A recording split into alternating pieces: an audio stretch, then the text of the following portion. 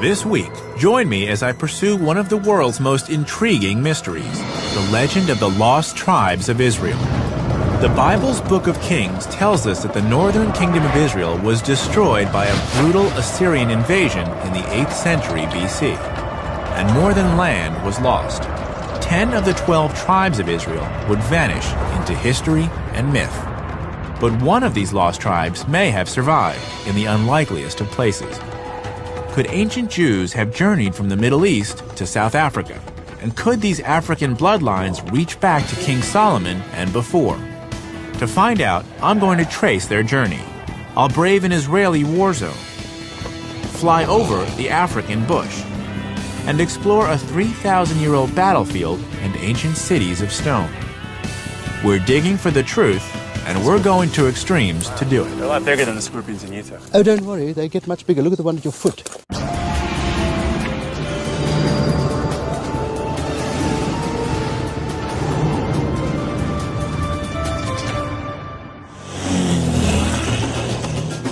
This is the Limpopo River, the northern border of South Africa.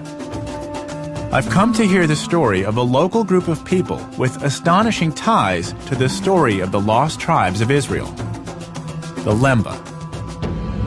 Today, they live only a few miles away from here, but this would have been the final challenge in an epic journey across deserts, oceans, and jungles. I'm Josh Bernstein, and my goal is to follow in their footsteps to determine if this fascinating story could possibly be true.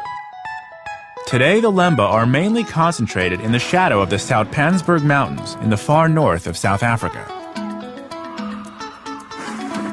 To the casual observer, they look and live much like any other traditional Southern African community. But if you scratch below the surface, there are some intriguing differences. Here I am in South Africa, and there are these men wearing skull caps and talit, the shoulder wraps. You would see this in any synagogue in America or Israel, but I never thought I'd see it here in South Africa. I want to find out how these people seem to have Jewish customs. Samuel Moeti is president of the Lemba Cultural Association. Pleasure. So, I'll be honest, I came into this village and the first word I heard was shalom, Yes. a Hebrew word. Yes. How is that possible? How is it that the Lemba are speaking Hebrew? The Lembas are the original Hebrews, and they were scattered, as you know, and they crossed into Africa. So they were scattered all over. So in South Africa, in many parts of South Africa, you find the Lembas who are actually Hebrews. Hebrew. So the Lembas claim to be descendants of ancient Israelites? Not claim, they are. They are? They are. Okay. We are the original African Hebrew. We are scattered all over. Can you give me a few examples of some of the Jewish Yes, traditions? we don't partake of pork. Okay. We don't mix milk with meat. It sounds to me like the Lemba have a unique culture surrounded by others who do not practice the same way. That is correct. We always believe that the Jewish people who live all over the world are our brothers because we come from the same root. Could it be that the Lemba are a lost tribe of Israel?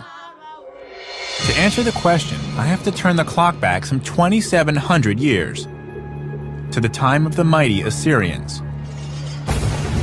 Back then, Assyria was the greatest imperial power the world had ever seen. And it had set its expansionist sights on the northern kingdom of Israel. The northern kingdom, composed of 10 tribal groups, was completely destroyed. Any surviving Israelites were enslaved and taken to Assyria, what is now the nation-states of Iraq and Syria. Little is known about the fate of these lost tribes, but for 2,700 years, hope remained. Could the Israelites have regrouped? Could some have escaped their captors and fled? Could a group of wandering Israelites have survived the elements and continued on, faithful in some land far from home? Jerusalem. There's no place more associated with the Jewish people. But as I walk through its narrow streets, I can't help but appreciate how deeply connected the people of many faiths feel to this city, and how millions of people around the world have a connection to this place, including me.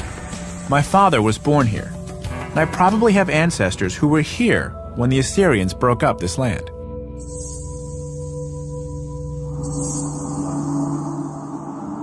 One of my relatives has told me that my grandparents are buried in this very graveyard on the Mount of Olives.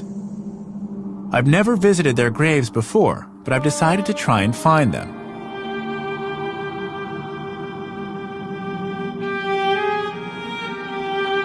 So after 10 minutes of wandering, I found them. So this is my grandmother.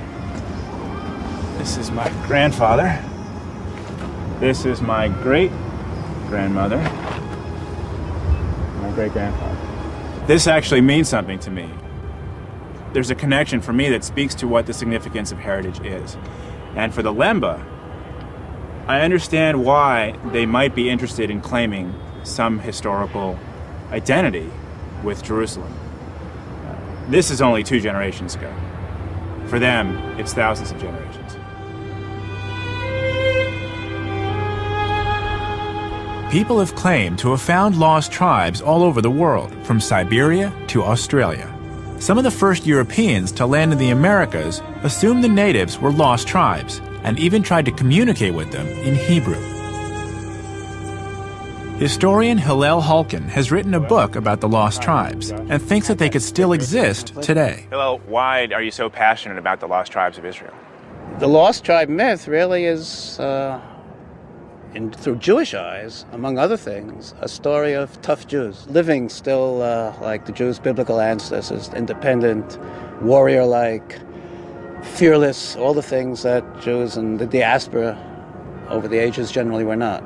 Was this the first Jewish diaspora then? Yes. So we have some archaeological evidence, besides Syrian inscriptions, to show that these Israelites were deported to various parts of the Assyrian Empire. But after that, they disappear from history. What's the big deal with being a lost tribe? What is the attraction for these people to claim, I was one of the lost tribes of Israel? Well, the big deal, you have to understand, is not so much that people are claiming to be lost tribes, but the fact that the Christian and the Jewish world have been looking for hundreds or even thousands of years for the lost tribe. It's the search for the lost tribes that is really the historically fascinating phenomenon. By now, the trail left by the lost tribes has gone cold. But perhaps the Lemba's oral history, handed down over the generations, can help us make a connection to the lost tribes of Israel. The Lemba's story goes like this. Thousands of years ago, they were forced out of Israel and settled in a place called Senna, which is believed to be the present-day Yemen. There, they lived as traders and craftsmen until war or natural disaster pushed them across the Red Sea and into Africa. Then began a slow migration south. Along the way, according to the Lemba, they built great stone cities. It's a claim that's fascinated archaeologists. Why? Because the ruins of ancient stone cities still exist in southern Africa today. It's also where I need to be exploring next. I had no idea how big this site was. I'm on the trail of an African tribe, the Lemba. They claim ancient Israelite ancestry and could just be one of the lost tribes of Israel. We are original Hebrew. Their oral traditions speak of a great journey through Africa and of the great stone cities that they left along the way. I'm on my way to see one now.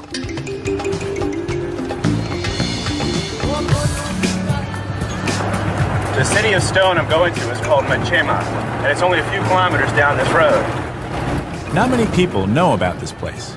In fact, it's hidden on a huge cattle ranch, and I've had to get special permission to explore it. It's very rarely visited, even by archaeologists. I'm hoping it still has some clues to the Lemba's story. Magdal? Hello. Hello. Hop on in. To help me make sense of it, I've asked historian Dr. Magdal LaRue to come with me to the site. She's been studying the Lemba for years and has just published a book on the similarities between their social customs and those of the Old Testament Israelites. So Magda, there are specific parallels between the religious practices of the Lemba today and the religious practices of ancient Israelites. Definitely. They've got remnants of an ancient type of Israelite religion. So in a way, they conserve this very special ancient type of It's like old school religion. Yes. But how do they maintain that religious identity How'd they keep it intact for so many years when there was this long journey from Israel down to South Africa? You see, that's a question. I think it's by means of their oral traditions. But they kept themselves separate from other groups. They lived with other peoples, moving with them, migrated southwards. Oh, that is one of their salient characteristics, is that they keep up their culture. They just live it. You know, Is this cultural resilience the key to the Lemba's survival during their epic journey across 4,000 miles of land and sea? And could there still be any physical evidence here at Machima which supports the Lemba's claim to having made the journey? This once thriving settlement is now easy to miss, so we've asked one of the farm workers to take us to the site. Waiting for us at the top is archaeologist Richard Wade. He believes he's found some material evidence which links this site with both Yemen and Zimbabwe, two of the places the Lembas say they traveled through. Come and have a look at these amazing things here. There's a potter's weaving weight. A potter's weaving weight. Saw this thing. It's the form of a spinning jenny, and this, of course, is found in Yemen. But basically, this, apart from that, look what else. This is an amazing, I would say, not decoration, but inscription. I've seen this before. You make out some sort of a letter, followed by a dot, followed by another letter, followed by another sort of a letter, and a dot, and another letter. Or is it just decoration? Yeah. But the problem is we find this in Yemen. This, Yes. you just found this, correct? Yeah, it was lying. It's just right sitting here? Yeah, there's another And few this- potsherds here. Just This potsherds. tells you what? Well, this is a weaver. There was weaving done here. There was cotton grown. There was something with the trade. And the only people who do that are basically mentioned by the oral traditions of the Basena people or the Lemba. So this says the Lemba were not just living here; they were actually they had a big enough community that they were weaving. Yes, this is like a castle with almost a little kingdom, possibly. Richard believes the Lemba of Machima shared more than ancient technologies with the Israelites of Yemen. They shared the same culture. The inscription that's written into that wall is significant because it ties this place with other Lemba communities. I would say so. Cylindrical tower. It seems both experts are convinced this place is definitely the work of ancient Lemba communities. The question that I'm wondering is that this is a significant amount of work. Is there anything physically, archaeologically, that was found here that connects the Lemba with other places that they claim to have traveled through? Yes, there are amazing collections of beads which are found here and are found in Zimbabwe, but it's a specific collection of beads. I'm not talking just about one or two of them. And these beads are directly related to Tarim and Sayut, where the harbors are of the Sena people, originally coming through from Yemen. But nowhere else. So these beads, I'll just take a look at them real quick, reinforce the Lemba's claim Very much. that they did indeed travel from Israel into Yemen and then south through Africa. This is actually the first physical proof I've gotten of the people here coming from someplace to the north. And the Lemba today claim this as their heritage. Then it is. The most intriguing feature at the Machima site is the remains of a mysterious conical tower, which still has archaeologists scratching their heads. But I'm not really clear what it was used for. Nobody really could tell you unless they lived there. But is it a lookout tower? No, it's too low for the rest. You would have your lookout tower higher there. So we have a very significant, well-made little conical tower, which is very much the only one I've ever seen south of Zimbabwe. Really? Oh, yes. Zimbabwe's Great Enclosure has got the large one. There's quite a few there. There's a small one, but this is not seen in South Africa. A Zimbabwe connection is interesting because that's one of the places the Lemba say they traveled through. And these are the Lemba. Then this was built by the same people who built the one in Zimbabwe? Definitely the same people. The same stonework is here, the same bead types, the same weaving technology. Richard lays out some convincing evidence that the Lemba did indeed build this place, and could also have built the largest ancient stone city in sub-Saharan Africa, where I'm heading next. The ruins of Great Zimbabwe. It might be a bit of a long shot, but it's definitely worth a closer look. It's a really long drive, so I'm going to catch a ride with a local pilot. This'll also give me a chance to see what the Lemba would have been up against on their long trek through the African bush. By the time I find out that this little plane isn't stable on windy days, it's too late. And we're off.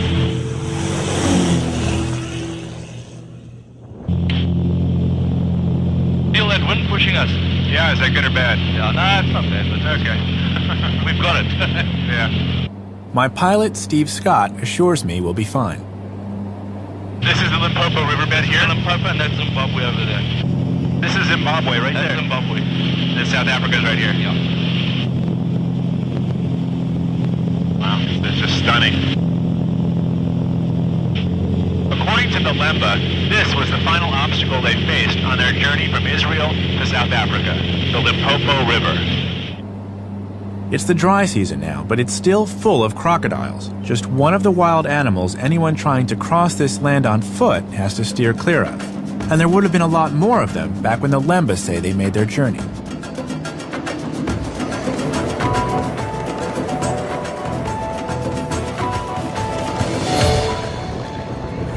So we've just landed in Zimbabwe, and by just landed I mean we got here hours and hours ago, but we spent the better part of the afternoon getting our press credentials. It is not easy getting these at this time. We've been allowed because our story is on Great Zimbabwe, which is a point of national pride. The whole country was named after this site I'm going to. Great Zimbabwe is in the south of the country, a 5-hour drive from the capital, Harare. Oh, local craft. I've come to buy everything. I wasn't sure what to expect. How much for the chess set? $120. $30,000. Keep in mind that $1 US is currently $6,000. This country used to be one of the most successful in Africa, with a huge tourism industry. But government policy has driven most tourists away. Very much. Bye. Thank you. Life's not much different in Masvengo, the town nearest to Great Zimbabwe, the ancient city the Lemba claim to have built. And tomorrow I'll find out if their claim is true. And I'll get my hands dirty learning how they built it. All right. I have made fire. I'm on the trail of an amazing group of people who now live in southern Africa, but claim to have made an epic journey to get there. So the Lembas claim to be descendants of ancient Israelites? Not claim. They are. I've learned that 2,700 years ago, the Assyrian Empire scattered the population of the northern kingdom of ancient Israel, creating the so-called Lost Tribes of Israel. The Lemba story is that they settled in Yemen before crossing the Red Sea and traveling inland through Africa, where they built great cities of stone. I've seen evidence of one they built near their current home in South Africa.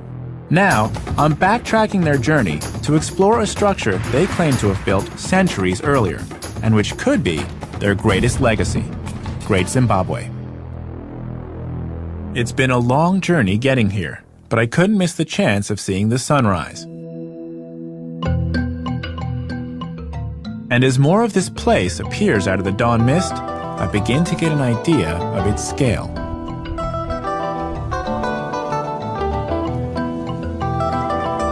The site covers an area of 4 square miles, the largest ancient stone city in sub-Saharan Africa. As I walk around, I can imagine this place as a bustling community, the hub of an empire that ruled over a vast area of southern Africa, a center for trade from far and wide. The Zimbabweans are very proud of it, and who can blame them?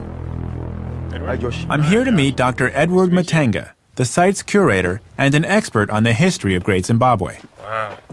So this whole area was a city that ruled the kingdom. Yes, the first buildings were laid on the hill, and then it extended into the valley. You know, I saw parts of those buildings coming up here, but I had no idea how big this site was. In the background, we've got the biggest building, which is the Great Enclosure. The Great Enclosure is that big circular one. Yes. Wow. What was this place for? This is the Great Enclosure. Yeah? It was built for the paramount wife of the king.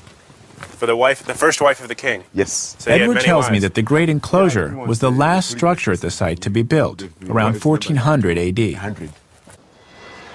What I really want to see is the conical tower that Richard Wade says is the same as the one we saw at Machima. It's called the conical tower. Conical tower. What was it used for? Your guess is as good as mine. It wasn't used for anything other than being a sort of a ceremonial monument. Really? Is there an entrance? A door? No. So I don't get it. It's just a big cone of rock. Yeah, it's all sort of it's pegged in stones, and there's no entrance. As Richard Wade told me, no one knows for sure what these towers were for. But the fact that both Machima and Great Zimbabwe have them supports the claim that the same people were involved in building both sites. Which brings me to the big question. Edward, who built this place? This site was built by ancestral Shona communities. The Shona today are the predominant inhabitants of Zimbabwe. They are a segment of the Bantu. Edward believes that it's his ancestors, the Shona, who built this place. So where does that leave the Lemba? So this entire community was built by the Shona? Yes, sir. This is the only site, as I told you. There are about 300 sites. Historian Magda LaRue told me that the Lemba lived and worked alongside other communities while maintaining their own identity and culture. So it's still possible that the Lemba were involved in this place's construction. And since this type of architecture was unique in Africa at the time, maybe it was the Lemba who provided the equally unique stonework seen here at Great Zimbabwe. They've only been prestige. Whoever built this place, it was a real feat of engineering. These walls are solid granite, not soft sandstone. You said that there were 15 million stones put in this wall? Yes, this was a big job. How could they have found or quarried so much stone? I can show you one of the quarries, which is not very far from Grispa.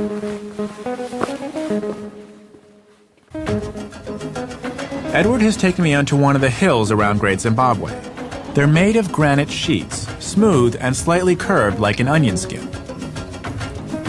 What are these guys doing? They are preparing the rock for building the stone walls. As you can see, they have to choose a suitable site. This is characteristic of the rock, that it breaks in parallel sheets, and that's where you make your fire. So you build a fire on top of the rock, and then it, what, cracks? It cracks. Ah. Yeah. And this is the traditional technique? That's how they were doing it in Zimbabwean times. So we'll make a fire. I just need a little bit more straw. Start that fire. It's hard to believe that just by lighting a fire on this huge rock, you can split it. Don't spread. Good spreading. Good? They say the process should take several hours. We'll see.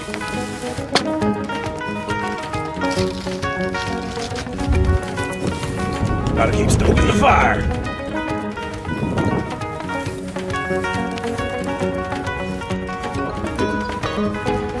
Fire!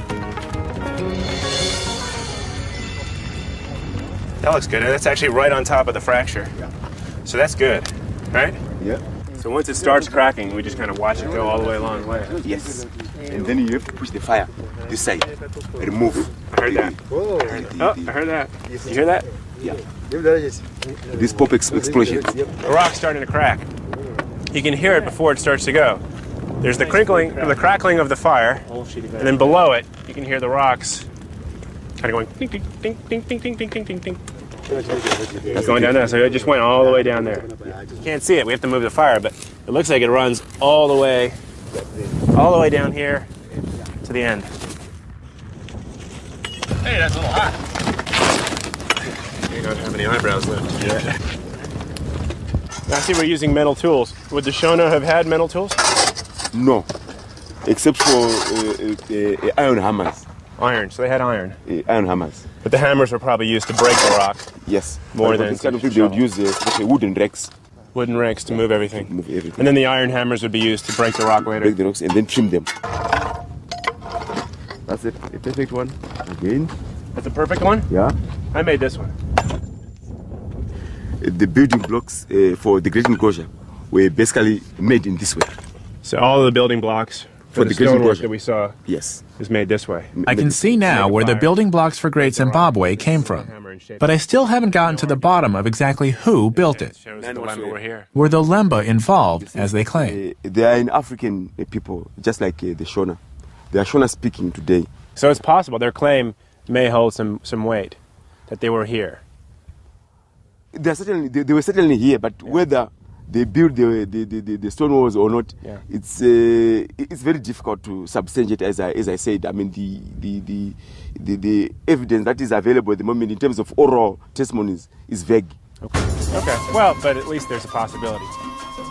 Great Zimbabwe certainly fits the description of the great stone cities the Lemba claim to have built, and Edward confirms that the Lemba were definitely here. Even today, they have communities not far from here. Amazingly, the Lemba who live here in Zimbabwe, just like those in South Africa, really do believe they're Hebrews, and the cities of stone they claim to have built do seem to support their oral traditions. But does this make them a lost tribe of Israel? Did the Lemba, like the lost tribes, actually leave Israel in the 8th century BC? Are the Lemba truly a lost tribe of Israel? If so, they would have also been victims of the Assyrian invasion of the northern kingdom. I've just learned there's some archaeological evidence found in the same Israelite cities which fell to the Assyrians all those years ago, and which could finally put this question to rest. I want to see this site for myself, so I'm going back to the Holy Land.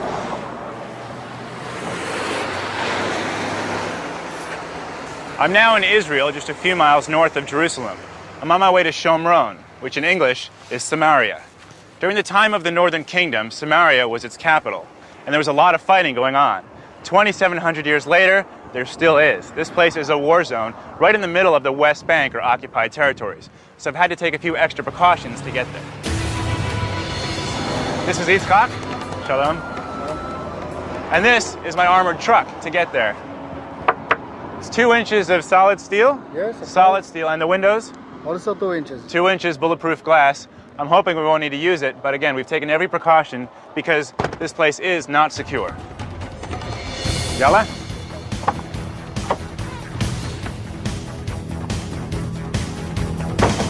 We're trying to get to an archaeological site called Sebastia. It may hold vital clues about how the Lemba's epic journey began. But it's on the other side of a heavily guarded checkpoint. Will we be able to get in? I'm on the trail of the Lemba, an African tribe who now live in South Africa, but claim to have made an epic 4,000-mile journey from Israel to get there. I've heard they were involved in the building of Great Zimbabwe, as well as similar stone cities elsewhere in South Africa. Now, I've returned to Israel, where they claim to have originated, to pick up their trail. If the Lemba are a lost tribe, they must have been present when ancient Israel split into the southern kingdom of Judah and the northern kingdom of Israel. This was also the time that their neighbor, the mighty Assyrian Empire, was building in strength. For a while, the Assyrians tolerated the northern kingdom, but the 10 northern tribes were living on borrowed time. I've returned to Israel to visit the remains of one of the Northern Kingdom cities. Trouble is, just as it was 2,700 years ago, this area is still a war zone. I want to show you where we're headed. On the top of this hill is Sebastia. There's an archaeological site there that's important to understand the Lemba's story. The problem is, Sebastia is in the occupied territory. There's a military checkpoint just over here. So the big question is, will they let us through so that I can gain access to the site? But this isn't your average road trip. We've had to rent an armored truck to take us deep into a war zone. Yitzchak, my driver, is an Israeli settler, and for him, this level of danger is just everyday life. Yitzchak, you live in a settlement? Yes, of course. How long have you lived there? 25 years. Should I be concerned that I'm going into the occupied territory? I cannot promise you that nothing not happen to you. Right. You can't promise. No promises. I could get shot. Everybody can shot. Everyone gets shot. Where I come from, everyone doesn't get shot. Everyone goes to the mall, watches TV, and gets fat. The Israeli settlers live alongside Palestinian communities, but only with massive military protection. It definitely looks like a war zone. Look at the tanks. 2,700 years ago, it was just as tense. That's when the Assyrian Empire bore down on what is now the West Bank. The Bible tells us what happened in the second book of Kings, chapter 17. Then the king of Assyria came up throughout all the land. and went up to Samaria and besieged it 3 years. In the 9th year of Hoshea, the king of Assyria took Samaria and carried Israel away. This is where they remained in exile.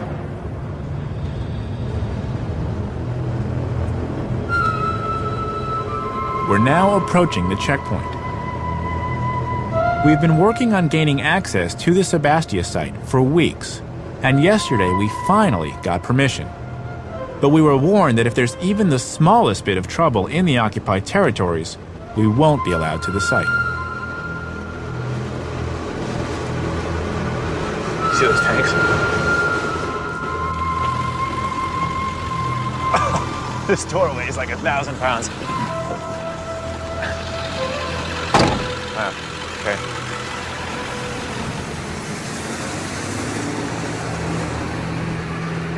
Dame de Bel Anglit? So I want to go to Sebastia, the archaeological site. Archaeological site. Yeah, is there an officer? We have with the History Channel. يفشل الكنس كان. And yesh, how do you say permission? You know the word permission? Yesh lanu permission. It's my horrible Hebrew, you know. I forget all. When he has a rifle, you tend to forget all the words. It's dangerous? Really?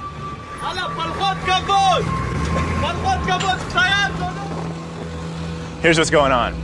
It's a producer, an associate producer talking to the guard. He refuses to let us in. We've been working on this for weeks, and yesterday it was fine, but they're saying that today, because of a recent uprising, they won't let us through the security gate.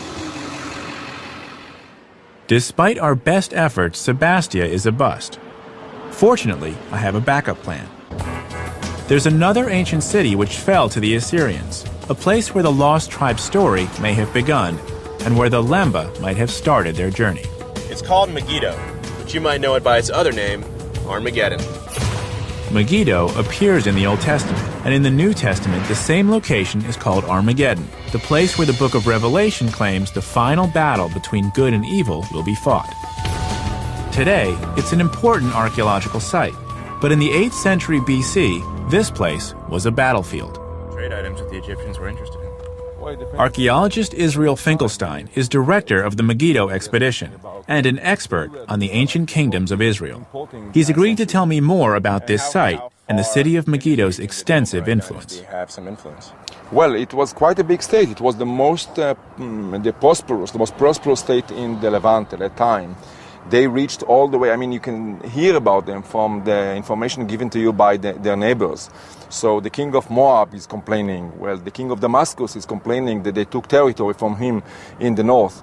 The king of Assyria, the great king of Assyria, is saying that King Ahab of the northern kingdom came to fight, at Karkar against the Assyrians with a huge army of chariots. So according to all this, they were very powerful in the 9th century. So at this location, these people, they said there was about 1,000 people living here. Something like that. They were able to become significantly powerful so that the Assyrians, who were a powerhouse of their own, actually respected them.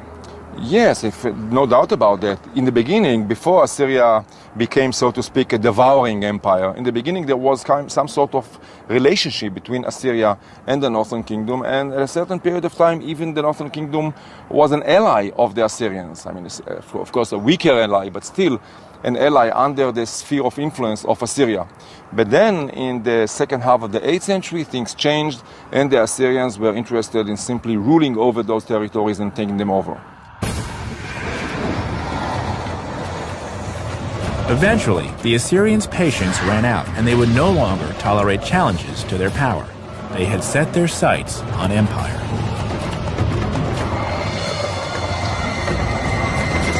The Assyrians' advance was swift and decisive as city after city of the Israeli kingdom fell to their mighty army.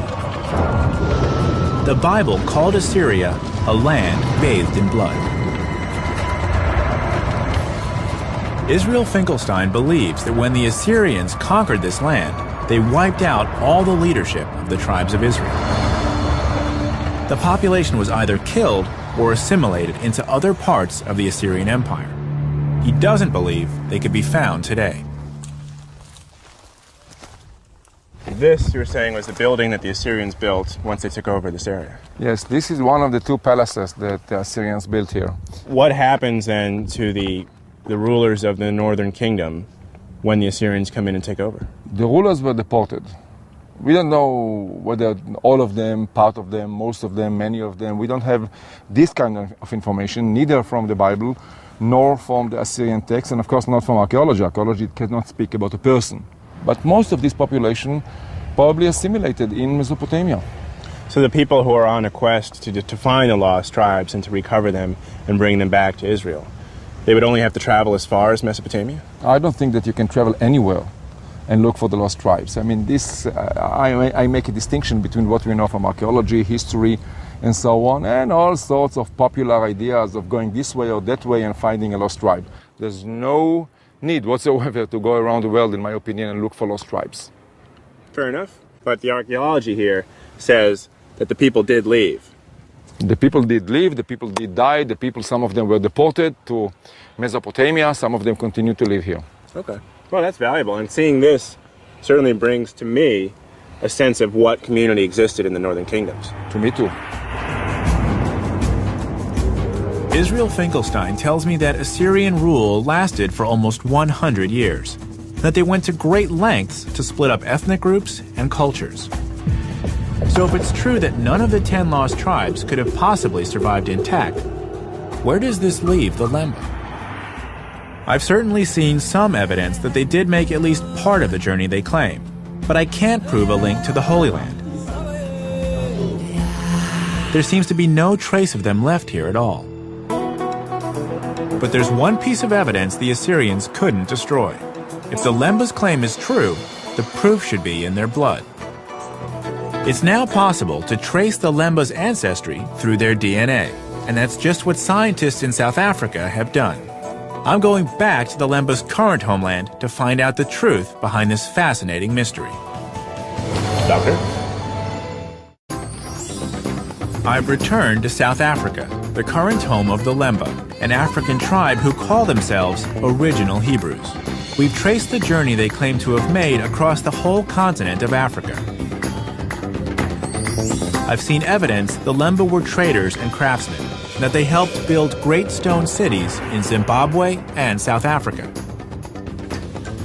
But it's proven very difficult to locate any evidence linking the Lemba to the famous lost tribes of Israel.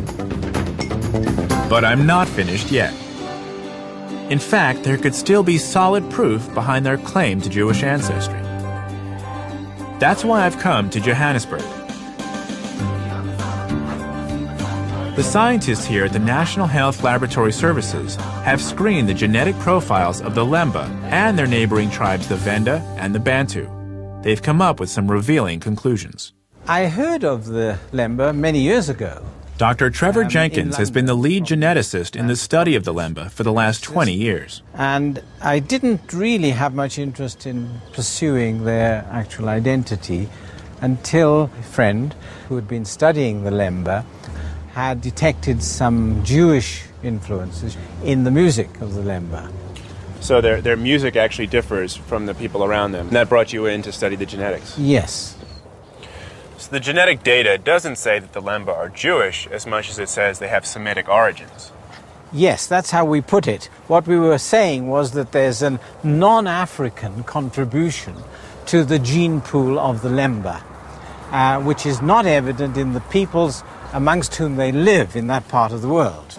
You mentioned non-African influences. If someone didn't have genetic data or the testing available, how could you determine if one group is Jewish or not?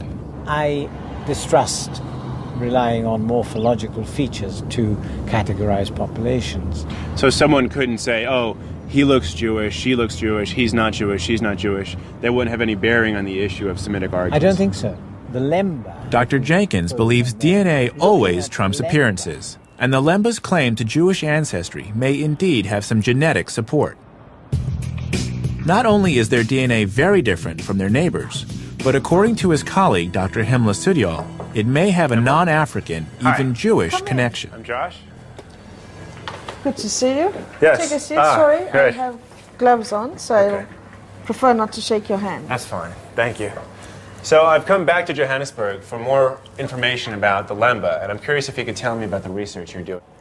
Yes, this is the very interesting thing, that the South African Lemba harbor a particular Y chromosome pattern or lineage that's common in people who identify as the Kohanim or the Jewish priests. Okay. In the Jewish tradition, the Kohanim are part of the priestly caste. Amazingly, scientists have isolated a strand of DNA that's strongly associated with the Kohanim. It's called the Kohen modal haplotype, and it's almost exclusive to Jews who claim the priestly heritage. Almost exclusive. The Kohen modal haplotype has been found among the priestly caste of the Lemba. The observation that the Cohen pattern was commonest in that one particular group is something that begs exploration. This link supports the Lemba's oral history and the archaeological clues we've seen in the places they say they lived. Hardcore time. But Himmler is quick to point out the limitations of genetic science. Now, in terms of whether the Lemba are Jewish because they have the Cohen modal haplotype or not, is something that science cannot address. Because cultural identity is a social construct. No genetic data is going to tell you that you are Jewish or that you are Hindu or that you are Christian or any religious domination. Himmler tells me that the presence of the Kohen modal haplotype can't tell us anything about the Lemba's religion. Yet just as remarkably, it can tell us where their ancestors came from, and it's not in Africa. There is this interesting genetic information showing us that some of the original founders did come from other parts of the world, other than Africa. From our data, I would put my money on saying it's the Middle East. Himmler is convinced that Lemba ancestors did indeed come from the Middle East. I'm excited to get back to the Lemba to see what they make of this. And I've got the perfect opportunity. It's the Lemba's annual festival, and I've been invited. It's hard to believe that these people, who to the casual observer look just like the other African communities they live among, actually do have DNA passed down from Middle Eastern forefathers. This proves that when it comes to race, looks really can be deceiving. This annual festival is a chance for the oral history and traditional songs of the Lemba to be passed on to the next generation. This song tells the story of the Lemba's journey all the way from Israel to South Africa. Having traced this journey, I'm eager to hear what Samuel Moeti thinks about the DNA evidence. So the genetic testing actually proved to the doubters what you and your forefathers have been saying for generations. That must be exciting news. It is. I'll be honest, I hadn't heard of the Lemba. I knew very little about the people. But having spent time making the journey from Jerusalem down through Zimbabwe, having spent time here at this festival, seeing what your people are all about, I can only sum it up in one word, and that's shalom. Shalom. We've seen how science has backed up the claims of the Lemba in the face of years of doubt and prejudice. The archaeological clues, the DNA evidence, and the Lemba's own oral history add up to a very convincing argument. One of the most challenging aspects to doing this journey and seeing what it was like for the Lemba to go from the northern parts of Israel down into South Africa is that there's very little archaeological evidence on the ground that says definitively this is what the Lemba did. So this is why I think the genetic component is so compelling, because it's hard to fake the DNA. It's in your blood. It reminds me that first impressions can often be misleading. It was hard to believe that a tribe of black Africans could be the descendants of ancient Israelites. But that's exactly what they appear to be. Brothers and sisters, they are there. We are not lost. We are scattered. We are original Hebrew.